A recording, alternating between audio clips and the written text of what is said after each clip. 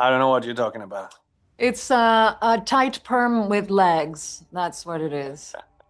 Yeah, that was so Andrew Bernstein directed that episode, and he asked me to do a He little begged Andy, right? he twisted my arm into playing that role, and I begrudgingly did it. Yeah, it seemed like you really hated it. I'm just kidding. It was So awesome. much that I appear again in episode 8. Nice.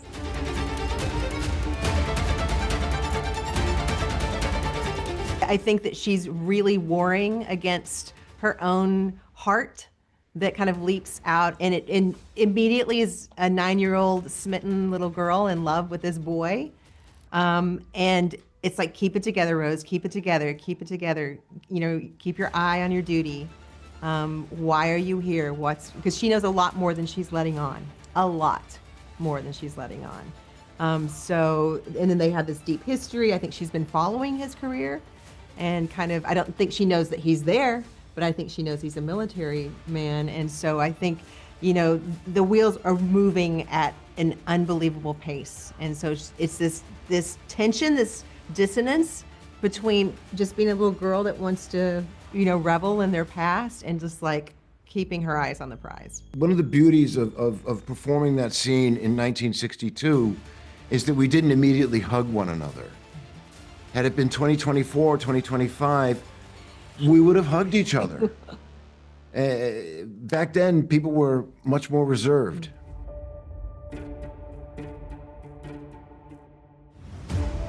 It's classified. It's clandestine. It's a military secret, and military secrets at that time, things that were highly classified, was just a matter of course. I mean, it was the Cold War, Strategic Air Command, Khrushchev, the Soviets.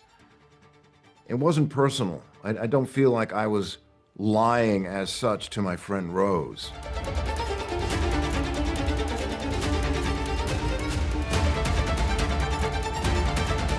We can just, like, I can tell you things now because you know I can do things. And I think that's when their potential, like, who knows if they'll be friends for real, right? You know, because they're very different human beings who do not like each other very much.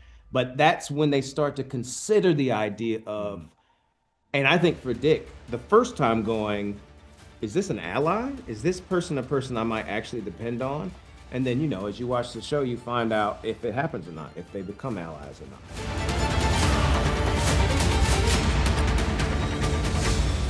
He just does that, you know, just to like try and make friends. I feel like he just really wants to make friends, and that's the most important thing for him. And it's not about like finding what this clown is and like all this ceremony stuff. But yeah, he just did that just to like make everyone impressed and like really try and make them their best friends.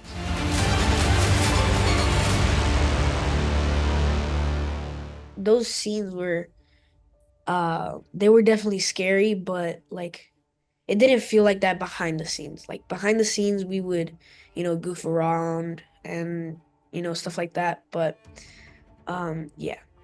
It was a lot of fun filming them. Yeah, behind the scenes, it kind of took away from the spooky aspect of it, like in real life, because we would just like be playing around a lot of the time. So it was a really fun experience. Definitely some memories made I'll never forget.